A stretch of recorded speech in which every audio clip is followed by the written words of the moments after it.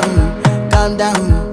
Yo, this your body, it put in my heart for lockdown, oh lockdown. Yo, you sweet life, phantom,